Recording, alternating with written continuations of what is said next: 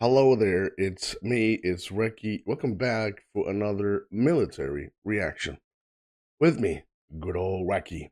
We're gonna check out I think it's probably not a new channel for me.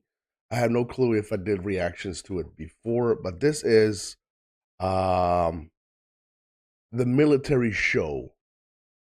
And the video is how aid to Ukraine boosts US military. And I am very eager to find out how much uh, U.S. are actually sending over to Ukraine because I know Sweden do it. I think we have a couple of anti-air helmets, med packs, and stuff like that. I'm sure of it. I'm pretty sure that the United States probably sends freaking airplanes and tanks. I have no clue, but I'm gonna find out thanks to the military show.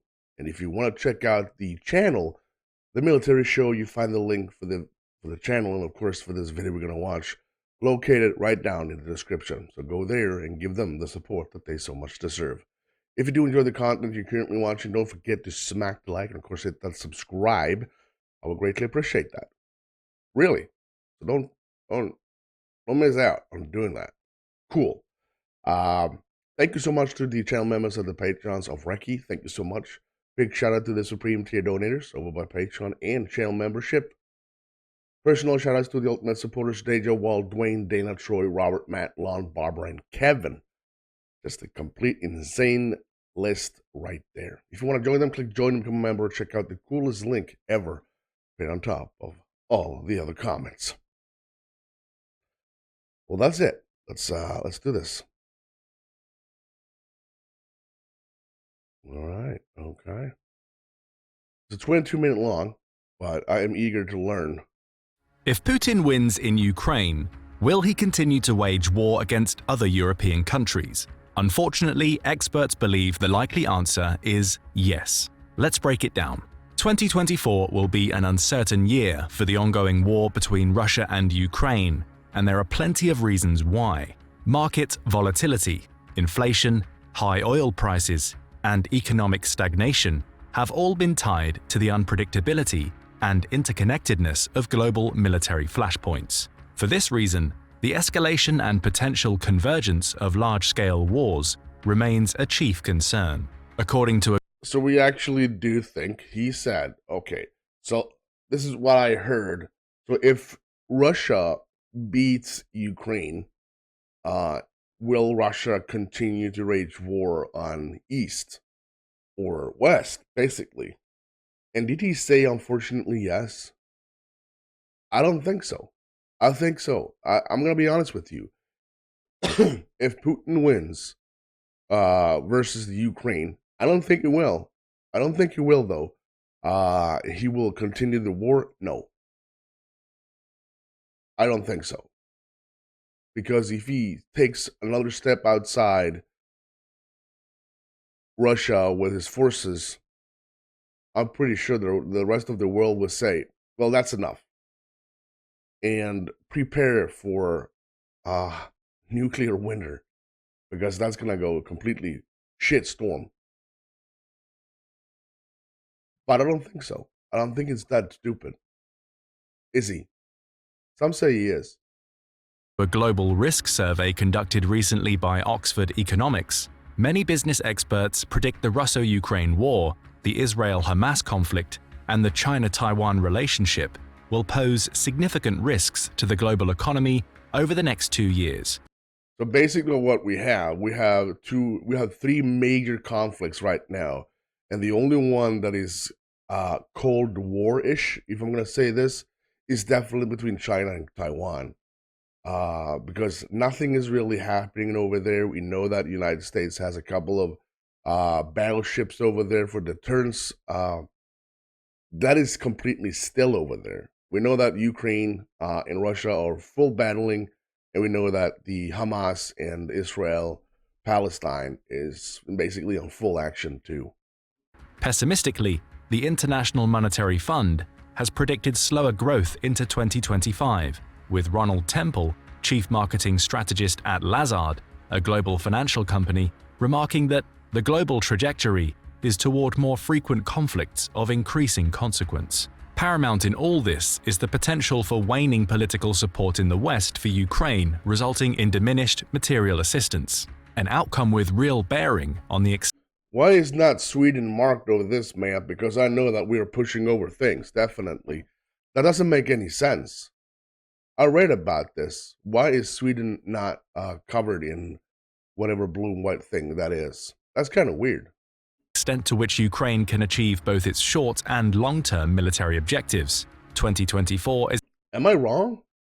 an election year for the United States, Ukraine's top supplier of military equipment and aid. Since the beginning of the conflict, the US has donated more than $111 billion to Ukraine, spearheading a global coalition which has seen more than 50 other nations offer an additional $37 billion.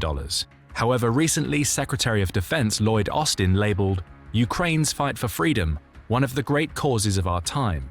There are fears that the outcome of next year's pivotal elections may exacerbate the geopolitical relationships upon which, by and large, Kyiv's fate hangs. Real concerns over the projected trajectory of US foreign relations if a new president, or an old one, is elected are pronounced as well. In this light, Zelensky's recent visit to the United States, his third of the war thus far, was all about maintaining friendly ties and testing the political waters as the nation braces for a potential political changing of the guard. With the next US aid bill to Ukraine tied up in the Senate and internal political maneuvering in the European Union producing similar outcomes across the Atlantic, there are worries about defeatism as Western democracies venting about the costs and fatigue of war imperil Ukraine's ability to defend itself from. I am 100% sure, I think most of us are, when it comes to if Ukraine did not get any aid from the United States, from Britain, or the rest of the contributing nations, Russia could just walk over everyone in Ukraine. So I think Putin is kind of pissed off at the same time. He kind of knew this was going to happen. Further Russian aggression. This has put institutions like NATO on high alert, prompting Jens Stoltenberg, Secretary General of the North Atlantic Alliance, to recently reaffirm the organization's view that there remains a real risk that Russian President Vladimir Putin will not stop with Ukraine if he achieves military victory there. There has been a common enough refrain throughout the war. Arguably, it has been the glue which has unified the transatlantic community behind Ukraine, the common threat that has bound them in their desire to continue offering the type of support that has, thus far, propelled Ukraine toward the military heights it has achieved, recapturing over half of the territory originally seized by Russia in the initial weeks of the invasion. Our support is not charity, Stoltenberg added. It is an investment in our security. The only way to reach a just and lasting solution is to convince President Putin that they will not win on the battlefield. And the only way to ensure that President Putin realizes that he is not winning on the battlefield is to continue to support Ukraine. That is definitely the best way you can say that. Wow. Hold on. Of the invasion, our support is not charity, Our support is not charity. I think most people actually see this as charity, bringing down cash, bringing down any kind of war machine whatsoever. But it's not charity. And this is definitely, he just said it. I mean, this is all we need to know. It's an investment to our security, no matter if you live in Ukraine or Sweden or freaking United States. This is an investment. Because will he continue if he wins on the battlefield in Ukraine? I don't think so, but who knows? Stoltenberg added, "It is an investment in our security. The only way to reach a just and lasting solution is to convince President Putin that they will not win on the battlefield. And the only way to ensure that President Putin realizes that he is not winning on the battlefield is to continue to support Ukraine." The political turbulence set to descend on the United States has made Washington, as one commentator recently put it, the most important theater in Russia's war in Ukraine. Today, we want to dive deeper into Stoltenberg's claim whether continued military support truly constitutes a strong investment for Western societies. How exactly is Russia's military being weakened? And does continued material assistance provide enough of a symbolic and physical deterrent value to merit the tens of billions of dollars thus far poured into it. I think it doesn't matter how much money and how much resources you put into towards supporting Ukraine. I don't think it doesn't matter how much. Russia is arms and focus on winning the war no matter what. No matter what. It doesn't matter if there's American Humvees or English battle tanks or Swedish helicopters. They don't care. Mechanics and implications of the Western Ukrainian security investment. Before we dive into these questions, it's important to understand what is currently on the table in terms of material assistance to Ukraine and the mechanics of how paying for and delivering that equipment actually works. In mid-December, US President Joe Biden announced another round of military aid to Ukraine in a package worth around $200 million. This type of aid package was extremely common in the first 2 years of the war. Lately, however, they have been announced with less regularity. There's a pretty good reason for that. In a November 4, 2023 letter to Congress, White House Budget Director Shalanda Young appealed for more congressional assistance, claiming the Biden administration was out of money to support Ukraine in this fight. This seemed a bit contradictory, if only because in the ensuing weeks the Biden administration did an about-face and announced 3 more aid packages totaling $475 million. Is the assistance pot empty, or is there more to be milked from the system? The answer is complicated. Ukrainian military assistance tends to fall into 2 categories: long-term weapons contracts that have to be filled, produced, and then shipped overseas. And for anyone who doesn't know, these contracts are overseen by an American organization known as the Ukraine Security Assistance Initiative, or that's a new one. USAI. And there is the immediate transshipments of weapons, aid, and material from existing American stockpile, a process overseen by an organization known as the Presidential Drawdown Authority, or PDA. According to the most recent reports, the USAI's congressionally mandated money is all but spent for the foreseeable future. Recently, however, the PDA, the one who pulls from existing stocks, was notified by the Pentagon that it had overstated the value of weapons it had already sent Ukraine, overcharging the Ukraine's weapons account by $6.2 billion. For Ukraine, this was like being told there was a huge mail-in rebate for the equipment they'd purchased, and now they had $4.4 billion of in-store credit to spend. Long story short, that is where these multi-million-dollar packages are currently coming from. The broader problem is that while the money may exist to order US equipment, the American Department of Defense is less optimistic than ever that it can actually fill said order. The Pentagon's shelves are looking more bare by the day, and there is no long-term plan in place to restock many categories of weapons, artillery, and ammunition on the I gotta tell you, it's one of those feelings you get when you're talking about the United States when it comes to um, stuff running out. We don't have that. It's gone. For me, it feels like no. Hey, wait a minute. United States, you got it right. Look in one of your warehouses across the complete big ass nation that you have. But then again, I don't know what you feel. If you are an American, what do you feel about actually America supporting Ukraine the way they do? And don't forget to think about what the NATO chairman, president said. It's not charity. So what do you think? scale Ukraine needs them in the near future. That's because Congress has to approve any bill authorizing new budgets to fill these orders. And in case you were wondering, the current congressional budgetary threshold for buying the weapons Ukraine needs is down to about $1 billion. That's why Ukraine isn't the only one fretting over the holdup of the latest security assistance bill in Congress. The United States military itself has been stressing that they won't be able to buy all the weapons they need to ensure it is ready to defend the American homeland. If they authorize Ukraine's pending $4.4 billion equipment order, US policymakers and military officials will essentially have to decide if they are okay delivering the goods, even if they can replace only a quarter of that amount for their own use. Domestic financial constraints and the downturn of American military preparedness are the principal reasons cited among those who wish to end the provision of military assistance to Ukraine. The current congressional defense package is worth $110 billion.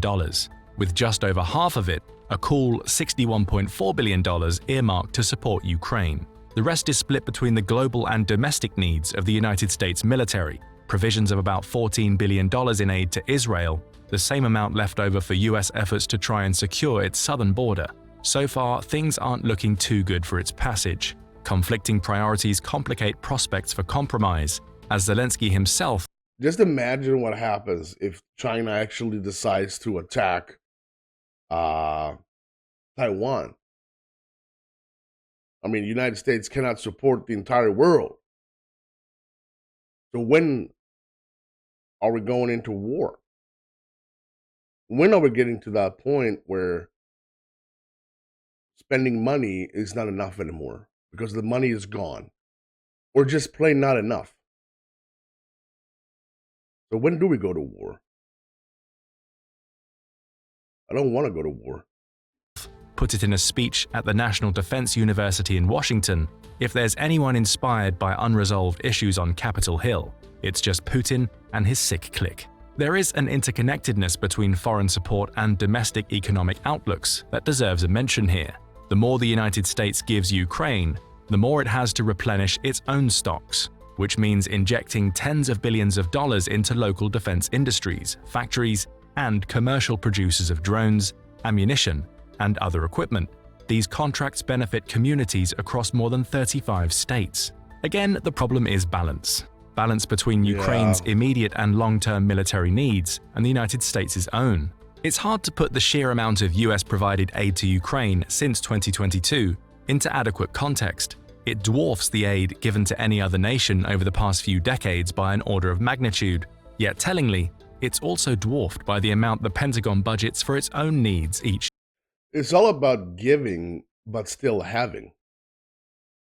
See, if I have 100 airplanes in the Recky nation, and I say that you can have 20, but that's not enough. Yeah, but I would like to have my shit, just in case. Or okay, you can get 50. You can get half of it. Right? You can get half of it. So I have the half of it. The balance over there is it's kind of freaking me out. How much to give, how much not to give. What do we need? Year, a budget comparable only to how much the US Treasury was authorized to bail out Wall Street banks, automobile companies, and other sectors during the US financial crisis. Depending on one's perspective, both of these causes were worthwhile investments, one inward-facing, the other outward-facing. But the prospect of continued assistance itself may not even be an issue if Congress can't approve additional help. Negotiations are set to stretch into 2024. Europe is grappling with similar issues. Currently, Hungary is circling the wagons around its decision to hold up a similarly scaled €50 billion $55 billion package designed to stabilize Ukraine's war-hit finances over the next 3 years. Part of the reason Ukraine has found its counteroffensive mired in such subpar conditions over the latter half of last year was because it took so long for the West to reverse its policy of dribbling in necessary material aid in insignificant quantities. Fortunately, Ukraine had enough equipment and initiative to capture Kharkiv and Kherson last year, but lacking enough firepower, training, and equipment to maintain its operational momentum, a lull descended across the front as both sides sat back to fortify and consolidate their fighting positions. Consequently, Russia had time to prepare what one commentator called the most defended frontier outside the DMZ in Korea. This year, Ukraine threatened to sever this frontier in two. By most measures, it has fallen short of its operational objectives. The road ahead is as uncertain as it has ever been. Western governments seem to have returned to square one, with policymakers on the fence about continued spending, institutional leaders clamoring for unity, and Ukraine in the middle of it all, wondering what the future holds. Underpinning all of this is the still credible stance that support for Ukraine represents an investment in global security. For all intents and purposes, Russia is gearing up its economy for the long haul. About 1/3 of the Russian budget has been directed for military spending. Putin has raised the maximum number of Russian army personnel to 2.2 million, with recruitment drives set to continue into the indefinite future. He is speaking of the aims of his ongoing special military operation in ever bolder terms. Ukrainian military leaders have articulated similar hopes to mobilize up to 500,000 men for the fight ahead. But President Zelensky has tempered their expectations, arguing that they need a comprehensive plan before approving such a costly move. And to have a plan, it needs assurances of comprehensive support. Whether it likes it or not, Ukraine's war must be planned in limbo, with one arm tied behind its back. Security investment maiming the Russian bear. There is an ongoing debate within the West to what extent material assistance constitutes a viable security investment. That is to say, if Western governments authorize billions in support for the year and years ahead, what will they get in return? There are two general stances on this issue. I'm gonna say I'm kind of terrified because the more we give Ukraine, the more pissed off Russia will be, and we don't know how much support Russia gets from China, right? Did China say that we're not behind this war, and then they said we are with Russia on this, or was it on the other way? While some believes that the war can only have one true outcome, a return to Ukraine's original sovereign borders circa 1991, those who are more bearish on Ukraine believe a negotiated settlement is the only way forward. This outlook stems from a sense of Ukraine fatigue, said to be spreading throughout the West. Unless talks are entered into willingly by both sides, these individuals feel the slaughter will continue indefinitely with no end in sight. For the first group, support to Ukraine virtually pays for itself. Oh, okay. Now I get it. It's the NATO. It's the NATO star. Okay, that makes sense. It's not the ones that actually support Ukraine. It's the NATO star. Recky, you moron. I can see it now. We're getting there. We're getting there. Sweden's getting into NATO, hopefully. The security benefits are undeniable.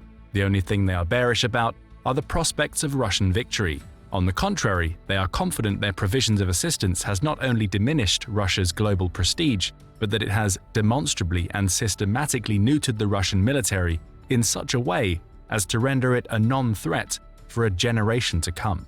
The outcome of the forthcoming American election will have direct implications on the degree to which the United States, and by consequence its European allies and partners, continue paying for their Ukraine security dividend. Republican presidential candidates are virtually split on the issue. Some, like Ron DeSantis, Vivek Ramaswamy, and of course Donald Trump, have expressed reluctance to extend U.S. security guarantees into the future.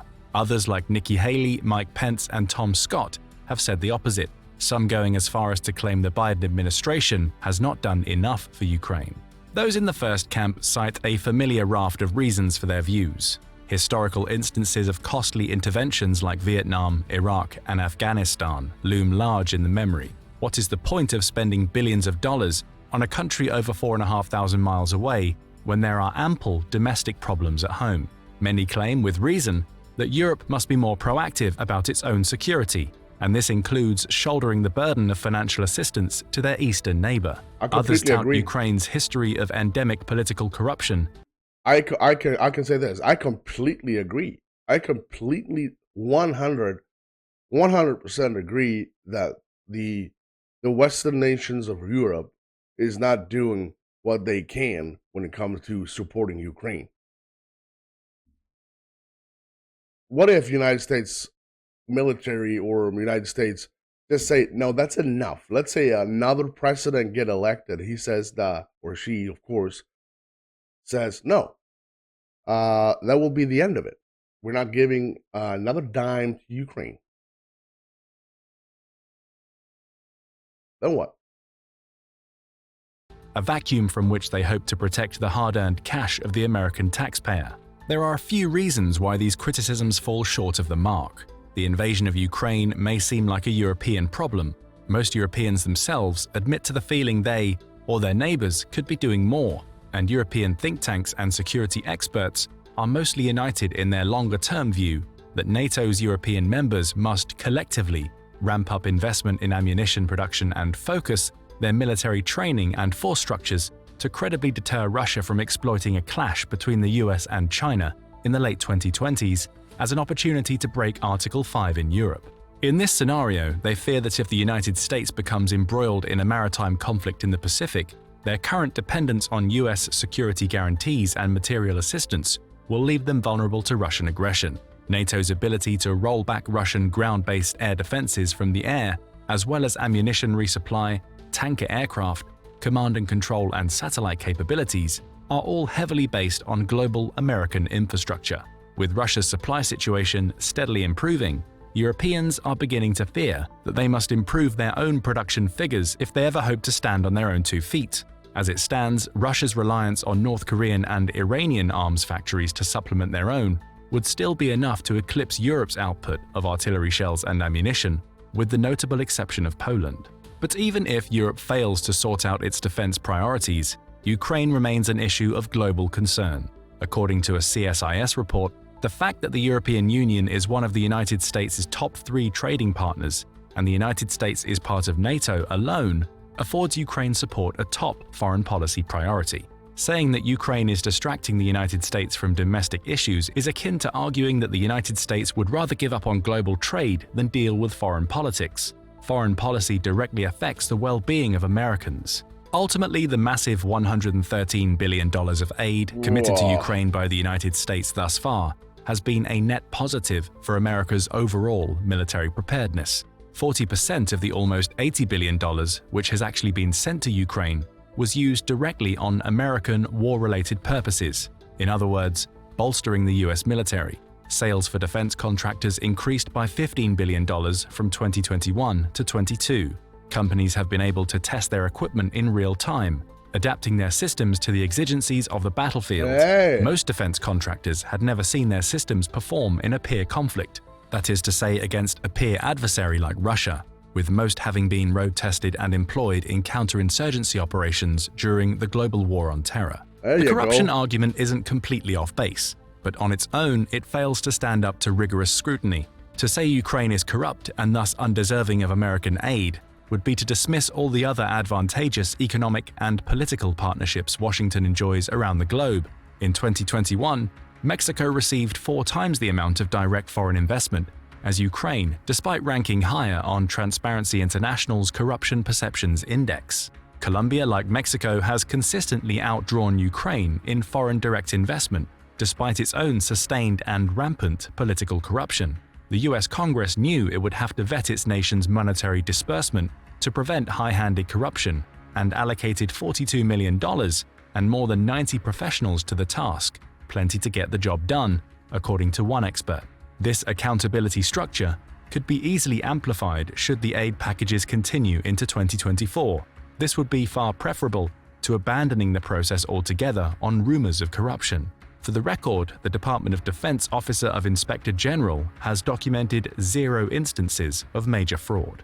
This brings us back to the military and ethical implications of prolonged Western assistance. At no time since World War II has the United States military so clearly been afforded so much data, intelligence, and insight into the capacity of one of its peer threats, without having to expend its own military personnel in the process. In past conflicts, the United States and its NATO allies could only guess and project the impact of Russia's perceived military power, using passing encounters on distant battlefields like Syria and through second-hand observations in its operations in Georgia, Crimea, and Ukraine up through 2022.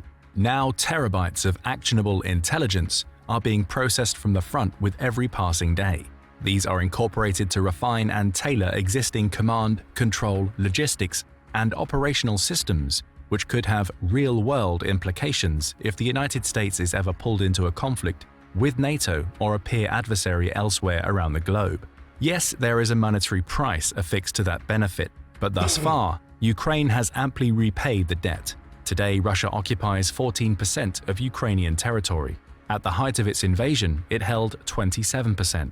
The conflict has strengthened the transatlantic alliance, reaffirming faith in its unique model of collective deterrence. It's also maimed the Russian bear. Citing some compelling figures, UK Defense Chief Tony Radakin commented in July that in 2022 alone, Russia lost nearly half the combat effectiveness of its army. It fired 10 million artillery shells, but at best can produce 1 million shells a year. It has lost 2,500 tanks, but at best can produce 200 tanks a year. It has sustained well over 300,000 battlefield casualties at a fraction of what the United States spends on its military every year. These are hard facts, irrespective of Ukraine's Yeah, current operational process. and everyone thought when me, I'm gonna say me as well, when Russia actually invaded Ukraine, I was like, shit, they're gonna walk all over Ukraine. And then what? So when the war started, me as a Swede, I was kind of scared. I was actually worried what's gonna happen next because I was 100% sure that Russia is gonna walk right over Ukraine.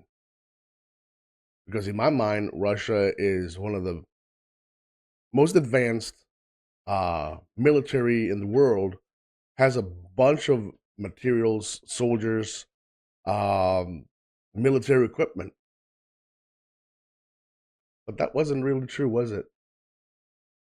Prospects, retaining the moral high ground. There are a few other reasons worth mentioning that highlight the relative fragility of the support skeptic camp.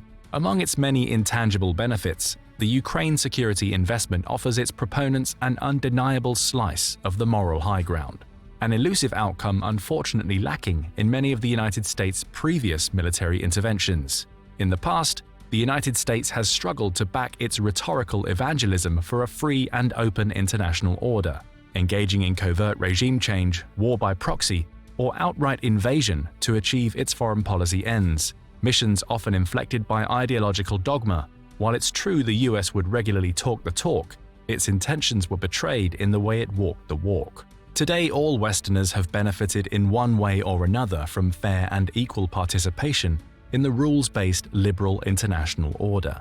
The foundational pillars of this order since its inception have been the democratic and moral values standing in stark contrast to the Putin-esque brand of authoritarianism which once ran rampant across the globe. Sustained support for Ukraine is one of history's clearest-cut cases of morally justifiable aid. With the risks of a general European war the highest they've been in decades, what has become clear in hindsight is that Western investment in Ukraine's security should have come sooner. Perhaps if the United States and its partners had offered more material assistance and political support in the aftermath of Russia's illegal annexation of Crimea in 2014, the overall cost would be lower on all fronts: military, humanitarian aid, and economic stability. Russia has proven to be a one-trick pony hell-bent on aggression. If a negotiated settlement is the only way to end this war, neither side will agree to much in the near or long-term future. Russia will cling to every centimeter of territory with little regard for the men it sacrificed for Putin's aims. If aid to Ukraine is indeed suspended, many fear that territorial revisionists around the globe will feel emboldened to embark on similar ventures.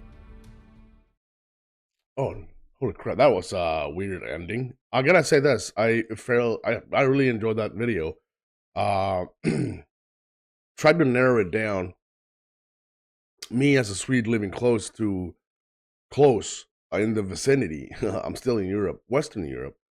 Like I said before, felt some of the panic that was when the war started. I don't feel that panic anymore because I feel like the Ukraine and the support they get from the rest of the world, it's hopefully sufficient enough for them to withstand the constant attacks. Now the war is basically just standing there, like they have their trenches and they have their trenches. Nothing's really happening. They took over about 27%, and Russia took over about 27%, and now they're down to 14. Should be good. Should be good. Let me know what you think about this. If you're American, of course. If you did enjoy this, don't forget to smack the like and, of course, hit that subscribe. And don't forget to check out the military show. You find the link for the video and the channel in the description of this video. I'm Recky. You stay safe.